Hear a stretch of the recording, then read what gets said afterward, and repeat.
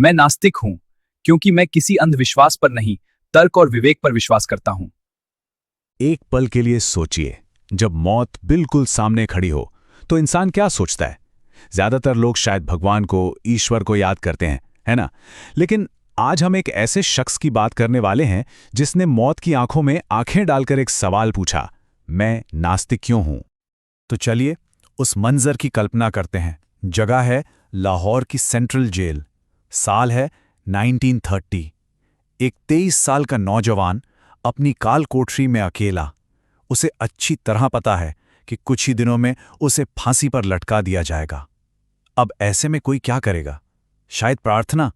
लेकिन वो नौजवान कलम उठाता है।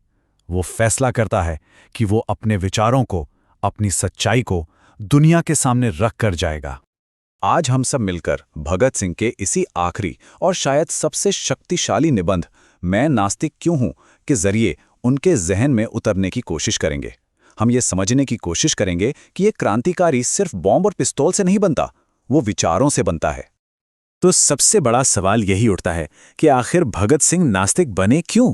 क्या ये सिर्फ उनका घमंड था, उनका अहंकार था, जैसा कि उनके कई दोस्तों और यहां तक कि उनके आलोचकों का भी मानना था, या फिर इसके पीछे कोई बहुत गहरा सिद्धांत छिपा था? और जानते हैं, दिलचस्प बात यह है कि भगत सिंह ने इस इल्जाम को कोई पर्सनल अटैक नहीं समझा। नहीं, उन्होंने इसे एक चुनौती की तरह लिया है, एक फलसफे का सवाल जिसका जवाब देना बहुत जरूरी था। और उन्होंने इसका सामना किया पूरी ईमानदारी के साथ। तो मतलब यहां दो बातें हो सकती थीं।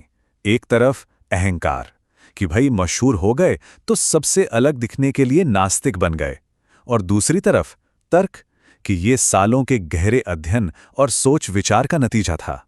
भगत सिंह अपने निबंध की शुरुआत ठीक इसी सवाल की चीर-फाड़ से करते हैं।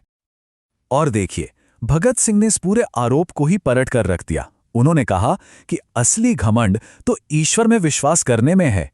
जरा सोचिए, यह मानना कि इस पूरे ब्रह्मांड का रचयिता खास तौर पर आपकी परवाह करता है, आपके बारे में सोचता है, यह अहंकार नहीं तो और क्या है? इसके ठीक उलट नास्तिक होना तो एक तरह की विनम्रता है, यह मानना कि हम इस विशाल कायनात में कितने छोटे हैं। और फिर वो अपना सबसे बड़ा सबूत सामने रखते हैं। वो जोर देकर कहते हैं कि उनकी नास्तिकता का सफर तब शुरू हुआ था जब उन्हें कोई जानता तक नहीं था।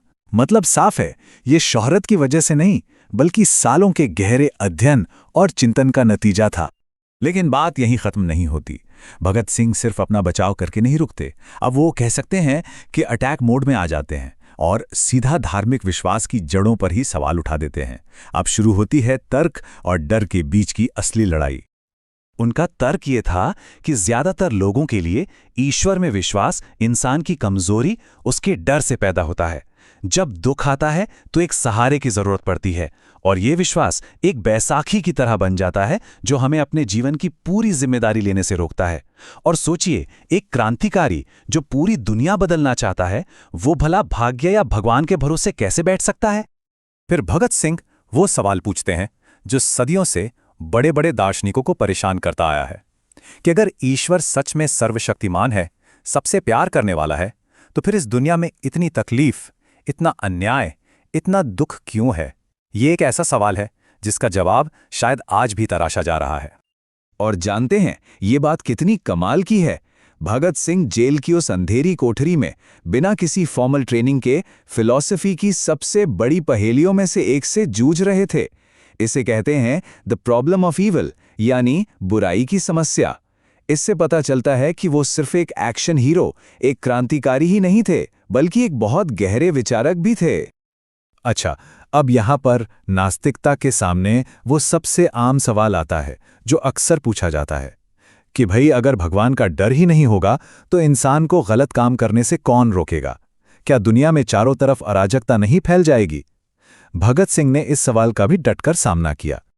तो देखिए, नैतिकता का जो पारंपरिक ढांचा है वो क्या कहता है? अच्छे काम करो क्योंकि स्वर्ग का इनाम मिलेगा, और बुरे कामों से बचो क्योंकि नरक की आग का डर है ना? भगत सिंह का मानना था कि ये कोई सच्ची नैतिकता नहीं है, ये तो एक सौदा है, डर का सौदा। तो फिर रास्ता क्या है? भगत सिंह एक बिल्कुल अलग रास्ता सुझाते हैं जो इंसान पर, हम पर केंद्रित है। वो कहते हैं कि सच्ची नैतिकता किसी बाहरी डर से नहीं आती, वो हमारे अंदर से आती है, हमारे अपने विवेक से, समाज में एक साथ मिलकर रहने की जरूरत से, और तर्क और सही गलत सोचने की हमारी अपनी शक्ति से। और यही उनकी पूरी बात का निचोड़ है कि जो इंसान सिर्फ सजा के डर से अच्छा बना हुआ है, वो असल में अच्छा है ही नहीं। असली अच्छाई डर से नहीं, बल्कि समझ और अपने ज़मीर की आवाज़ से पैदा होती है। और अब आते हैं आखिरी हिस्से पर, जहां भगत सिंह अपनी नास्तिकता को अपने सबसे बड़े जुनून यानी क्रांति से जोड़ते हैं। उनके लिए ये दोनों चीजें अलग अलग नहीं थी, बल्कि एक ही सिक्के के दो पहलू थे। देखिए, भगत सिंह के लिए क्रांति का मतलब सिर्फ अंग्रेजों को देश से बाहर निकालना नहीं था। नहीं, असली क्रांति तो लोगों की सोच में लानी थी, उन अंधविश्वासों और पुरानी मान्यताओं की जंजीरों को तोड़ना था जो हमें गुलाम बनाए हुए थीं। वो ये मानते थे कि राजनीतिक आज़ादी से भी पहले बौद्धिक आज़ादी यानी सोचने की आज़ादी ज़रूरी है, क्योंकि एक गुलाम मानसिकता वाला इंसान कभी भी सच्ची आज़ादी के लिए लड़ ही नहीं सकता। एक सच्चे क्रांतिकारी के लिए ज़रूरी है कि वो हर पुरानी चीज़ को, हर विश्वास को तर्क की कसौटी पर परखे। तो आखिर में हम ये कह सकते हैं कि उनकी नास्तिकता उनका घमंड नहीं थी, बल्कि उनकी सबसे बड़ी जिम्मेदारी थी। ये इस बात का ऐलान था कि इंसान, हम सब अपने भविष्य के निर्माता खुद हैं, हमें किसी ऊपर वाले के सहारे की ज़रूरत नहीं है। और जाते जाते भगत सिंह हम सबके लिए एक बहुत बड़ा सवाल छोड़ जाते हैं कि असल में आज़ाद होने का मतलब क्या है। क्या ये सिर्फ राजनीतिक आज़ादी है, या फिर ये हमारे विचारों की, हमारे विश्वासों की, हमारी सोच की भी आज़ादी है? ये एक ऐसा सवाल है जिस पर हम सभी को सोचने की ज़रूरत है। युवाओं को क्रांतिकारी बनना चाहिए, सोच में, समझ में और संघर्ष में।